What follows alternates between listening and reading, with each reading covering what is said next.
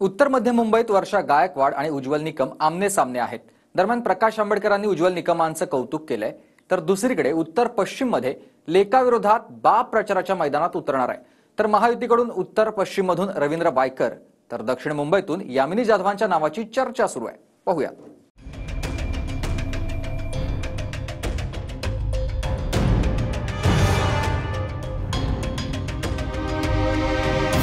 आता उज्ज्वल निकम सुद्धा माझ्या अंदाजाने एक व्यक्तिमत्व महाराष्ट्रातला आहे की ज्याच्यामध्ये तुम्ही आक्षेप त्याच्यावरती काही घेऊ शकत नाही। मेरी पार्टी शिवसेना है, तो मेरा धर्म कर्तव्य है, राज कर्तव्य बोलतोय मैं निभाऊंगा। तो त्यांचा वैयक्तिक निर्णय आहे राजकीय। वडील म्हणून नक्कीच घरी आम्ही एकत्र वावरत असतो। उत्तर मध्य मुंबईतून काँग्रेसच्या वर्षा गायकवाड आणि भाजपचे उज्ज्वल निकम आमने सामने आहेत। उत्तर मध्य मुंबईतून भाजपने उज्ज्वल निकम यांना मैदानात उतरवल्यानं दोन्ही उमेदवारांमध्ये चुरशीचा सामना होणार आहे। दरम्यान उज्ज्वल निकमांना उमेदवारी दिल्यानंतर लोकांना एक चांगला पर्याय मिळाल्याचं म्हणत प्रकाश आंबेडकरांनी देखील त्यांचं कौतुक केलंय। ह्या गोष्टी चालत राहतात। मी असं म्हणत नाही की या वाईट आहेत की अमुक आहेत त्या सगळ्या याच्यामध्ये, पण लोकसभेमध्ये एक चांगलं रिप्रेझेंटेटिव्ह जावं। आता उज्ज्वल निकम सुद्धा माझ्या अंदाजाने एक व्यक्तिमत्व महाराष्ट्रातला आहे की ज्याच्यामध्ये तुम्ही आक्षेप त्याच्यावरती काही घेऊ शकत नाही। तेव्हा अशी माणसं जर उभं केलं तर लोकांना चॉईस राहतो असं मी त्या ठिकाणी मानतोय। उत्तर मध्य मुंबईतून वर्षा गायकवाड यांना उमेदवारी दिल्यानंतर काँग्रेसच्या नेत्या प्रिया दत्त नाराज असल्याची देखील चर्चा होती। मात्र वर्षा गायकवाड यांनी त्यांची भेट घेतल्यानंतर त्यांच्यामध्ये कोणतीही नाराजी नसल्याचं स्पष्ट केलंय। बहिणीचं नातं आणि त्या माझ्या मोठ्या बहीण आहेत, त्यामुळे त्यांचा आशीर्वाद घेण्यासाठी मी आज आले होते। तुमच्यासोबत ते प्रचारात नक्कीच प्रचारात पण येणार। फॉर्म आमचं घरगुती नातं आहे आणि घनिष्ठ नातं आहे आमचं। काँग्रेस पार्टीच्या विचाराशी त्या एकनिष्ठ आहेत, त्यांचं कुटुंब एकनिष्ठ आहे। तुम्हाला माहिती आहे की सुनील दत्त साहेब असतील किंवा प्रिया दत्त जी असतील यांनी नेहमी काँग्रेस पक्षाची एकनिष्ठतेने काम केलेलं आहे आणि त्यामुळे त्यांचा आज मी भेटण्यासाठी आले आणि त्या मला माझ्याबरोबर उभ्या राहतील, पूर्ण सक्षमपणे उभ्या राहतील। याबद्दल मी खूप आता त्यांचे धन्यवाद व्यक्त करते, त्यांनी मला त्याचं आश्वासन दिलेलं आहे। महायुतीतला उत्तर मध्य मुंबईचा तिढा आता सुटलाय। मात्र उत्तर पश्चिम मुंबईमध्ये अमोल कीर्तिकर यांच्या विरोधामध्ये महायुतीचा उमेदवार अजूनही ठरलेला नाही। उत्तर पश्चिम मुंबईतून महायुतीचा उमेदवार ठरला नसला तरी पुत्र अमोल कीर्तिकर यांच्या विरोधामध्ये गजानन कीर्तिकर यांनी दंड थोपटले।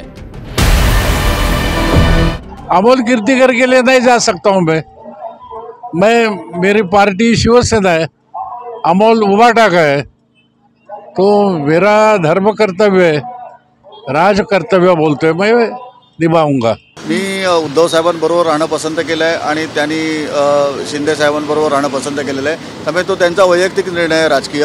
वडील म्हणून नक्कीच घरी आम्ही एकत्र वावरत असतो, परंतु राजकीयदृष्ट्या आमच्या दोघांचेही मार्ग वेगवेगळे आहेत आणि ते आम्ही आमच्या कार्यपद्धतीने आम्ही सिद्ध करतोय।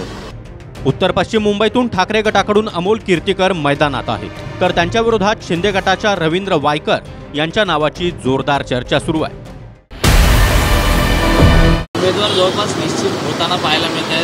रवींद्र वायकर यांचंच नाव समोर येतं, म्हणजे कुठेतरी शिवसेना विरुद्ध शिवसेना ही लढाई आता प्रामुख्याने पाहिली जात आहे। कसं पाहता त्यांच्या? मला असं वाटतं ही लढाई निष्ठावंत विरुद्ध गद्दार होणार आहे आणि त्याच्यामध्ये निष्ठावंताचाच विजय होणार आहे आणि ते उत्तर पश्चिमच्या मतदारांनी ठरवलेले आहे। ठाकरे गटाचे अरविंद सावंत यांनी दक्षिण मुंबईतून, ठाकरे गटाचे अनिल देसाई आणि महायुतीचे राहुल शेवाळे यांनी दक्षिण मध्य मुंबईतून जोरदार शक्ती प्रदर्शन करत आपला उमेदवारी अर्ज दाखल केला।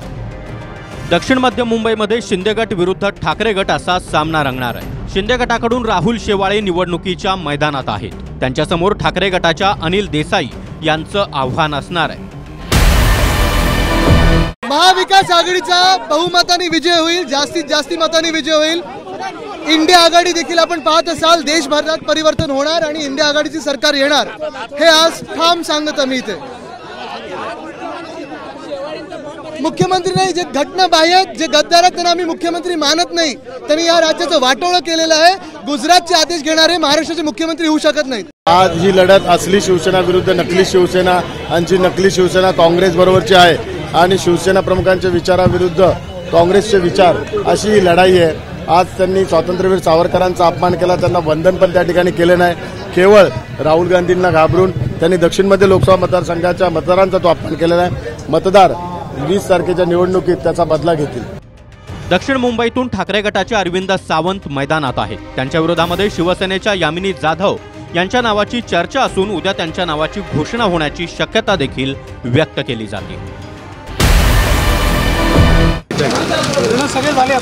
मोदी साहेबांना कधी जाहीर होईल? फक्त फॉर्म भरतात लवकर जाहीर होतील. महाविकास आघाडी फॉर्म भरते आज. आपला कधी जाहीर होईल सर? लवकर होईल. दक्षिण मुंबई का उम्मीदवार कब घोषित होगा? अपना ऐलान नहीं किया आज कल में होगा. हो जाएगा आजकल में. सर संतगिरी महाराज म्हणतात तुमच्या सांगण्यावरून उमेदवारी अर्ज भरला. आता नाशिकचं मी नंतर बोलतो, मुंबईचं यावेळेला खास करून मी निव्वळ शिवसेना उद्धव बाळासाहेब ठाकरे पक्षाचा नाही तर महाविकास आघाडीचा उमेदवार आहे. त्यामुळे काँग्रेस, राष्ट्रवादी, समाजवादी, आप, कम्युनिस्ट सगळ्या पक्षांचं, रिपब्लिकन, संभाजी ब्रिगेड या सगळ्या पक्षांचा भरभरून पाठिंबा मिळतोय आणि म्हणून विजयाची खात्री आहे. आजही समोर कोण आहे मला कल्पना नाही, पण गणपतीचे आशीर्वाद आहेत ते घेऊन निघालोय. मुंबादेवीचे आशीर्वाद घेणार, अक्कलकोट्यांच्या स्वामींचा आशीर्वाद घेणार आणि मिरवणुकीने अर्ज सादर करणार. उत्तर मध्य मुंबईमध्ये उज्ज्वल निकम आणि वर्षा गायकवाड यांच्यामध्ये कांटेकी टक्कर असणार आहे. तर महायुतीमधील दक्षिण मुंबई आणि उत्तर पश्चिम मुंबईच्या जागेवरचा तिढा अजून सुटलेला नाही. त्यामुळे या जागांवर कुणाच्या नावाची घोषणा होणार हे पाहणं महत्त्वाचं असणार आहे. Bureau report, TV9 Marathi.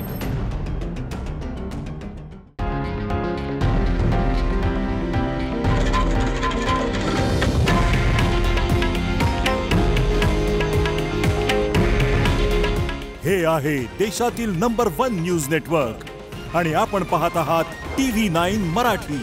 काळजी तुमची, हित महाराष्ट्राचं.